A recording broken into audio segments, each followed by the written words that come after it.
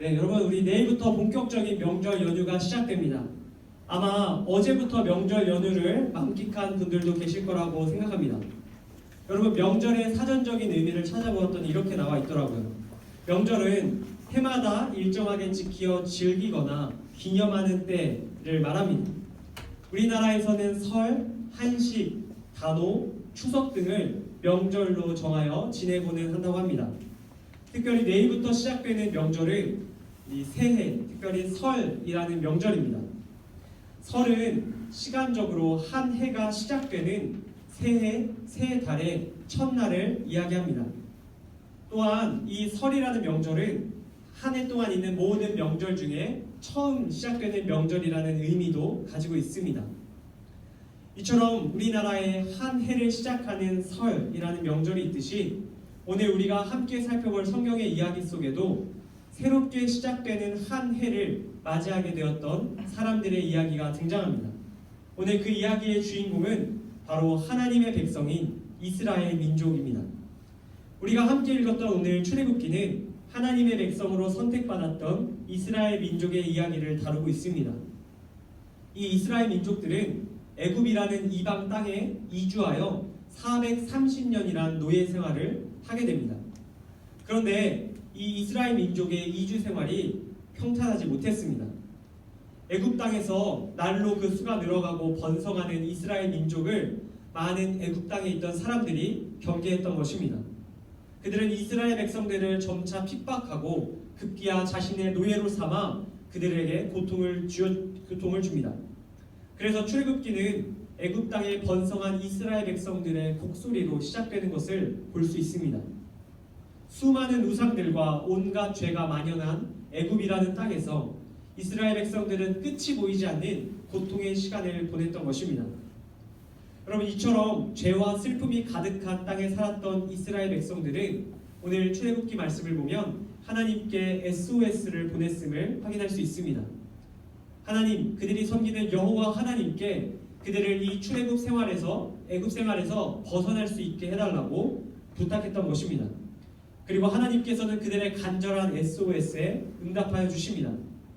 오늘 말씀에서 하나님께서는 이스라엘 민족의 지도자였던 두 사람 모세와 아론이라는 사람을 부르십니다. 그리고 이 두 사람에게 이제 너희를 통해서 내가 이스라엘 민족을 애굽 땅에서 벗어나게 할 것이다 약속하여 주십니다. 하나님께서는 이 두 사람을 이 애굽을 지배하고 있던 바로, 여러분 파라오라고 알고 있죠. 이집트의 파라오 왕에게 보냅니다. 그리고 여러 가지 재앙을 통해서 수차례 경고하시며 너희가 이제 이스라엘 백성들을 애굽에서 벗어나게 해야 한다라고 말씀하셨습니다. 여러분 이런 9가지 재앙을 겪으며 바로 왕과 신하들과 애굽 땅에 있는 모든 사람들이 두려움을 느꼈습니다. 그런데 이 9번의 반복되는 경고에도 불구하고 이 바로 왕, 이 파라오 왕은 이스라엘 백성들을 순순히 보내주지 않습니다. 하나님께서 분명히 경고하셨는데도 그들은 이 이스라엘 백성들을 계속해서 그들의 노예에 삼길 원했던 것입니다. 하나님께서는 이처럼 말을 해도 듣지 않는, 여러 번 경고해도 하나님의 말씀에 순종하지 않는 파라오와 애굽 땅에 있는 모든 사람들에게 오늘 기록된 12절에 등장하는 마지막 재앙을 예고하셨습니다. 그 12절 마지막 재앙을 우리 함께 다시 한번 읽어보겠습니다. 12절 말씀입니다. 함께 읽습니다. 시작. 내가 그 밤에 애굽 땅에 두루 다니며 사람이나 짐승을 막론하고 애굽 땅에 있는 모든 처음 난 것을 다 치고 애굽의 모든 신을 내가 심판하리라. 나는 여호와라. 여러분 하나님께서 예고하신 마지막 재앙은 애굽 땅에 처음 난 모든 것을 치겠다는 경고였습니다. 여러분 치겠다는 것이 무슨 의미일까요? 뭐 지나가면서 하이파이브 하듯이 툭 건든다는 말씀입니까? 그런 것이 아니죠. 하나님께서 치겠다고 말씀하신 이 친다라는 원어의 뜻은 생명을 멸하겠다는 의미를 담고 있는 말입니다. 다시 말해서 애굽 땅에 있는 모든 처음 태어난 것들, 사람이라면 첫째가 되겠고 짐승이라면 첫 번째 새끼가 되겠죠. 욕한 거 아닙니다. 첫 번째 새끼가 되겠죠. 그것들을 모조리 죽이겠다고 말씀하셨던 것입니다. 여러분 이 중에서 자기가 첫째다 손 들어보십시오. 첫째다. 첫째, 손 들고요. 지금 손든 사람들 싹 다 죽는 겁니다. 저도 첫째인데 손든 첫째들, 각 집의 첫째들은 모조리 반드시 죽을 것이다 말씀한 겁니다. 여러분 억울하죠? 왜 첫째만 죽일까요? 첫째를 죽인다는 것은 이런 의미를 담고 있습니다. 첫째를 죽일 수 있다는 것은 그 다음도 다 죽일 수 있다는 의미입니다. 다시 말해 본보기가 된다는 뜻입니다. 내가 너희 각 집에 있는 첫째를 죽임으로 인해서 너희의 집의 생명을 끊어버리겠다. 하나님께서 경고하신 것입니다. 여러분 그런데 하나님의 이 무시무시한 경고를 들을 때 우리는 좀 안일한 마음으로 들을 수 있습니다. 이스라엘 백성들은 좀 안일한 마음으로 들을 수 있습니다. 우리는 하나님의 백성이니까 괜찮아. 이런 식으로 들을 수 있다는 겁니다. 그런데 오늘 말씀을 잘 읽어보면 우리가 주의해야 할 것이 있어요. 무엇이냐면 하나님께서 말씀하신 이 재앙이 이스라엘 백성들에게도 해당이 된다는 사실입니다. 애굽 땅에 살고 있었던 모든 이스라엘 백성도 이 재앙에서 예외가 아니라는 뜻입니다. 하나님께서는 분명히 애굽 땅, 다시 말해 우상을 숭배하고 온갖 죄가 만연한 그 땅의 모든 집의 첫째를 죽이시겠다고 말씀하셨던 것입니다. 애굽 땅의 본토인들 뿐만 아니라 그 땅에 살아가고 있는 하나님의 백성들까지도 너희가 우상을 숭배하고 온갖 죄가 만연한 이 땅 가운데 계속해서 남아 살아가게 된다면 너희의 생명을 끊어버리겠다 말씀하셨던 것입니다. 하나님의 이 심판은 누구도 피할 수 없는 심판입니다. 하나님의 이 심판은 누구도 막을 수 없는 심판입니다. 여러분 제가 고등학교를 다닐 때 학교에서 체벌이 가능한 시절 학교를 다녔습니다. 보통 숙제를 해오지 않는 학생들이 주로 교탁 앞으로 나아가 매를 맞았습니다. 여러분 제가 겉보기에는 굉장히 성실하고 단 한 번도 숙제를 하지 않는 일이 없을 것처럼 그런 모범생처럼 생겼다고 여러분들 다 그렇게 굳게 생각하실 거라고 제가 생각하는데 여러분 의외로 제가 공부를 그렇게 열심히 하는 캐릭터는 아니었습니다. 그래서 저도 자주 교탁 앞으로 불려나가 매를 맞았던 기억이 있습니다. 보통 숙제 검사를 하면 반 친구들 40명 중에 한 15명 정도가 숙제를 안 해옵니다. 그 중에 저도 있었고요. 15명이 앞에 나가면 줄을 쭉 지어 섭니다. 선생님이 빠따를 들고 계시고 이제 빠따부터 쭉 줄을 서서 애들이 줄을 서는데 이제 너무 많다 보니까 대부분 이렇게 꺾어서 앞문으로 나가서 복도까지 줄이 이어지는 경우가 있습니다. 여러분 이렇게 줄을 서 있어서 복도 끝에 서 있으면 그 앞에서 맞는 친구들의 소리가 들립니다. 매가 날아오는 소리와 쫙 타격하는 소리와 그 학생 입에서 악 하는 소리가 이제 세 박자를 맞춰서 소리가 들려옵니다. 여러분 그 소리가 들리며 점점 제 차례가 다가올 때 제가 무슨 생각이 들었을까요? 다음에는 반드시 내가 숙제를 해와야겠다 라는 생각이 아니라 기적이 일어났으면 좋겠다. 매가 부러졌으면 좋겠다. 선생님이 갑자기 기절했으면 좋겠다. 앞에 있는 친구가 기절했으면 좋겠다. 내 차례가 건너뛰고 지나갈 수 있는 기적이 일어났으면 좋겠다. 이런 철딱선이 없는 생각을 했던 기억이 납니다. 여러분 제가 아무리 이렇게 간절히 기도하고 생각을 해도 제 차례는 어김없이 찾아옵니다.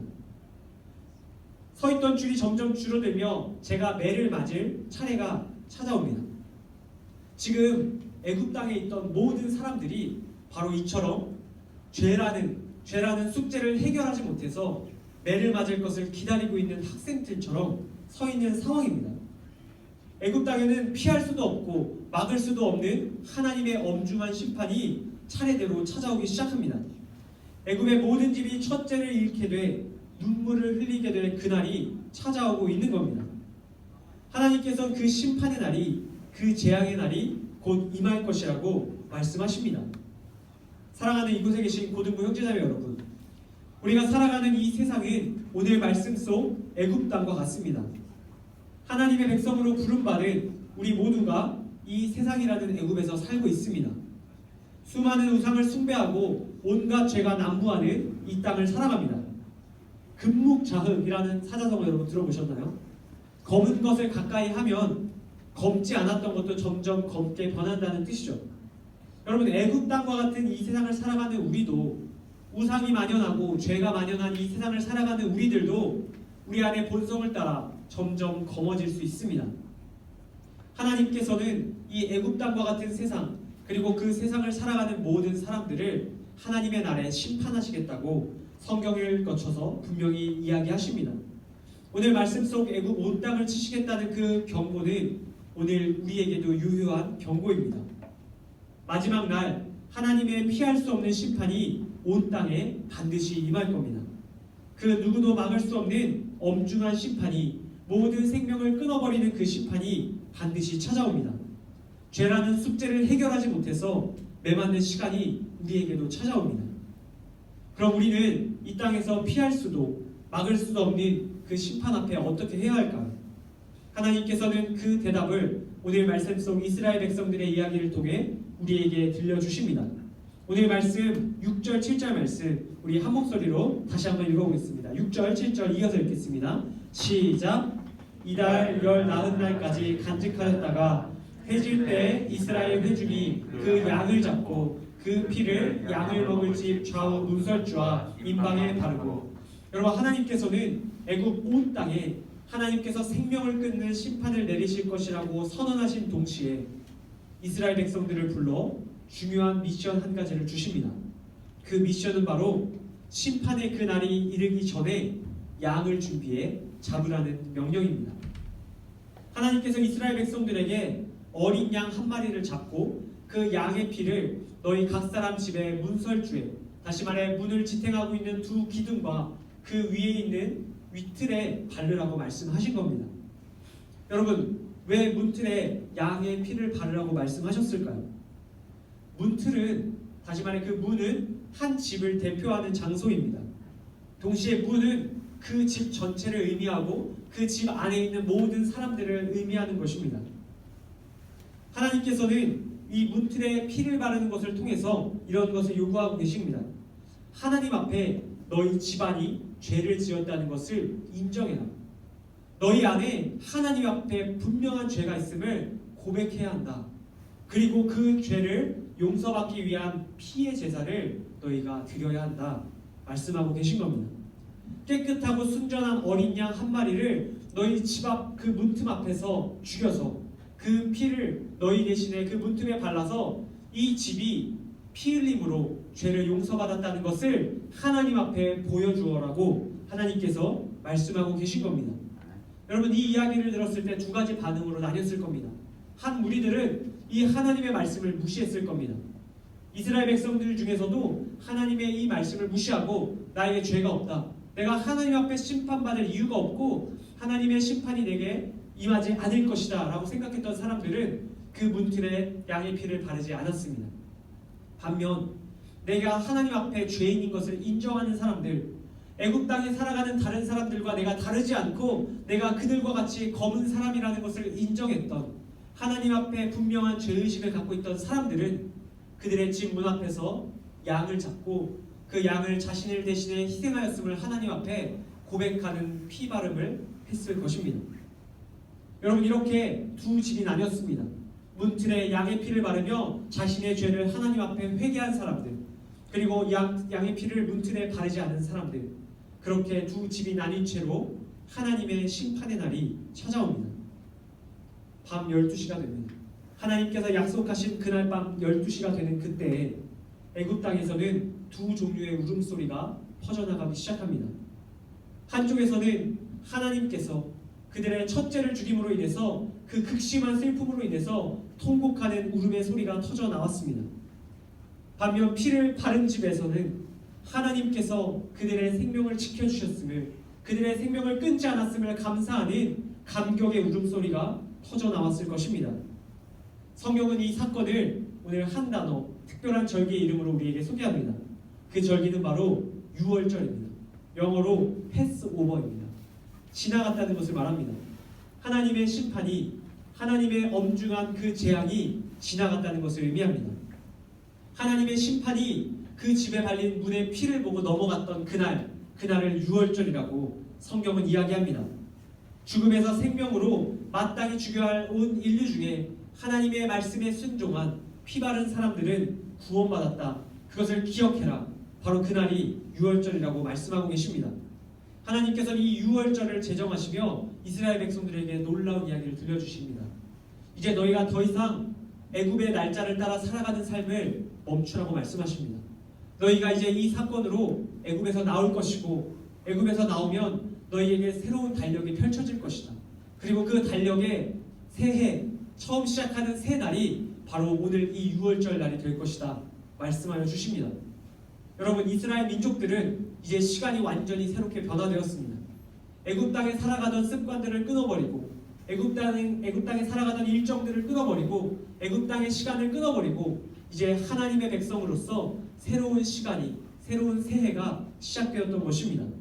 다시 말해 오늘 우리가 맞이한 명절과 같이, 설과 같이 그들에게도 새해를 시작하는 새날이 바로 이 6월절이 되었던 것입니다. 사랑하는 고등부 형제자매 여러분, 하나님께서 오늘 이 말씀을 통해서 저와 여러분에게 분명히 말씀하고 계십니다. 우리에게 영적인 명절, 영적인 설이 바로 이 6월절이라고 말씀하고 계십니다. 우리도 하나님으로 인해서, 예수님의 그 피로 인해서 하나님의 엄중한 심판을 피하게 된 자들입니다. 결코 피할 수 없고 막을 수 없던 그 하나님의 심판이, 영원히 죽을 수밖에 없었던 그 심판이 예수님의 피로 인해서 우리를 건너뛰었다고 하나님께서 말씀하고 계십니다. 오늘 이곳에 있는 저와 여러분 모두가 하나님의 그 심판이 뛰어넘은 건너뛰임을 경험한 기적의 주인공들임을 기억할 수 있기를 바랍니다. 여러분, 이제 말씀을 맺으려고 합니다. 우리 반주해 주시면 좋겠어요. 우리 말씀을 맺으려고 합니다. 우리가 이 설 명절, 특별히 이 영적인 설 6월절을 맞이하며 우리가 끝으로 한 가지 기억해야 할 것이 있습니다. 하나님의 심판이 건너뛰어서 새 생명을 얻게 된 우리에게 하나님께서 이것을 요구하십니다. 오늘 말씀 14절 말씀인데요, 제가 여러분들에게 읽어드립니다. 너희는 이 날을 기념하여 여호와의 절기를 삼아 영원한 규례로 대대로 지킬지니라. 여러분, 이스라엘 백성들은 출애굽 이후에 이 6월절이 다시 찾아오면 그 날을 기억했다고 합니다. 하나님께서 그들을 구원해 주셨음을, 하나님의 그 심판이 뛰어넘었음을 감사하며 그들이 하나님 앞에 예배드리고 찬양하는 시간을 가졌다고 말합니다. 하나님께서 우리에게도 너희가 살아가며 이 6월절을 날마다 지켜야 한다고 말씀하십니다.